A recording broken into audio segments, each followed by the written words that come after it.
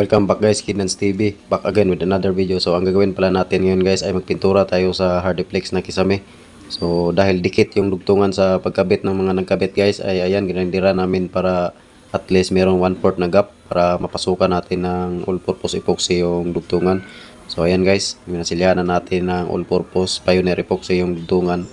Tapos lalagyan natin ng mesh tape yan guys.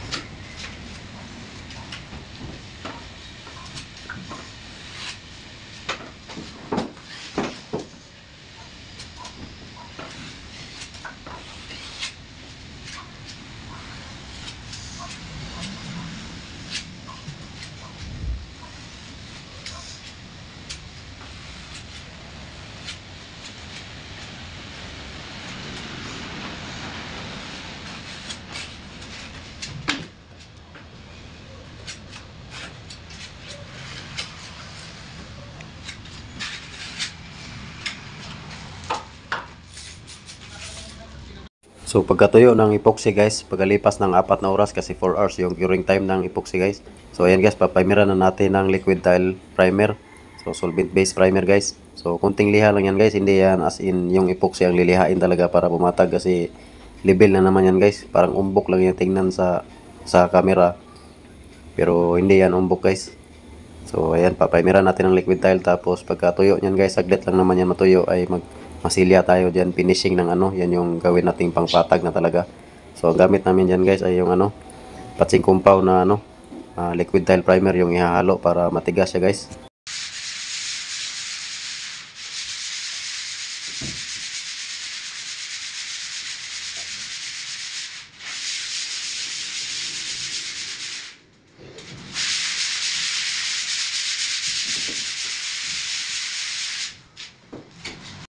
So dito guys, pagkatuyo ng liquid tile primer ay magmasilya na tayo ng yung patching compound na liquid tile primer yung hinalo namin guys.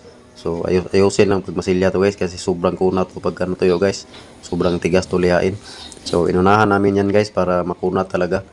Kasi yung kisame na yan guys ay bubuhin ko pala ng skim coat yan. Gawa ng medyo alon-alon yung niya guys. Hindi siya makinis na cement board.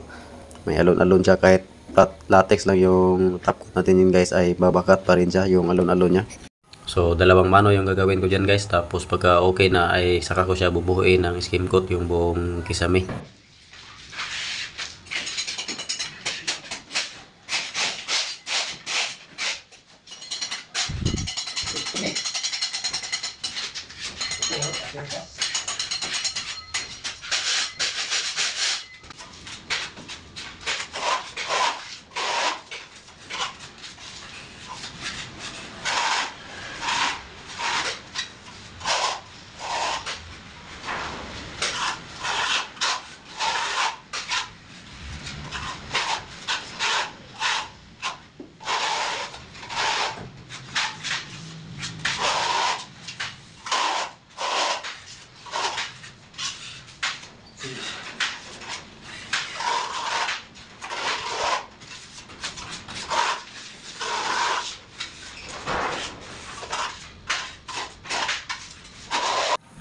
At ayan guys, pagkatapos ng nung patching compound na halo ay liquid tile primer ay bubuhin ko na siya ng skim coat. So ang gamit ko na skim coat yan guys ay DBS Mundo skim coat SK1. So bubuhin ko yan ng dalawang mano guys para maganda talaga yung resulta, hindi na babakat yung alon-alon niya. So kaya ko to bubuhin guys kasi kwarto kasi ito ng may-ari. So pagagandahin natin kasi pangit naman yung may alon-alon. So kung hindi naman masilan guys ay pwede namang dugtungan lang yung ano guys, yung mamasilyaan diyan. So diferensya talaga pag hindi bubuuin ng skim coat guys, kasi pangit talaga tingnan yung ano shadow sa alon-alon. Lalo na pag araw tapos yung maliwanag yung ilaw. Pangit talaga tingnan guys kung hindi natin pakikinisin ng ano ng buo na skim coat.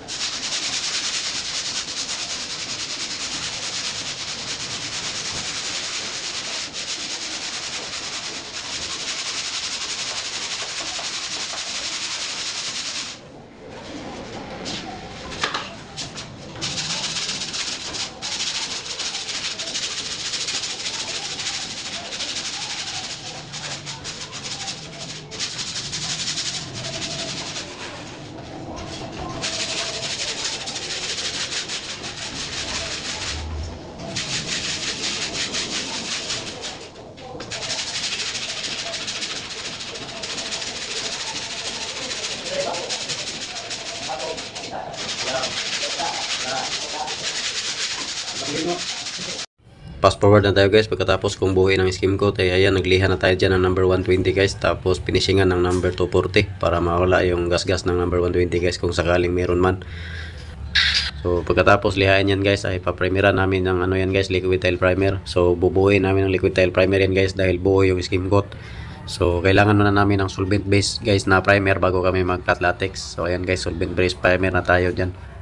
Kasi hindi ako magdiretso ng flat latex guys kapag skim coat yung gamit. Kailangan ko muna ng solvent base primer kaya liquid tile primer para matibay talaga guys, no? Saka tayo mag-apply ng top coat na latex, flat latex or semi-gloss latex. Pero yung sa amin guys ay flat latex lang yung top coat nyan. 36,000 ba? Ha? Sobra? Confidential fund? YouTube yun ako yun? YouTube yun ako ni Facebook. Dali kayo. Kuhan ako kabulan? Dua kabulan? Kuhan man na may mga video man ni Kuhan. I-viral ba niya mga sunod-sunod dito may palili? Sunod-sunod man. Ano tayo nakaingon? Ha? Duy nasa kung kuhan na itong palili. Wala, ganda mga kuhan to. Oh. Itong nalaging liquid tile primer. Yang isa, Davis pag ng primer, buwisin ng kas. Katog yun. Ah, grabe.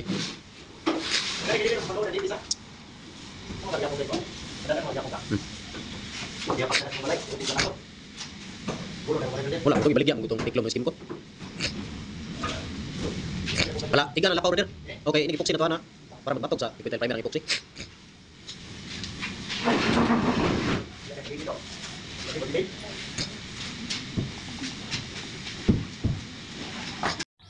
Pagkatuyo pala ng liquid tile primer guys ay kunting liha ng number 120 na yung ginamit namin sa skim coat.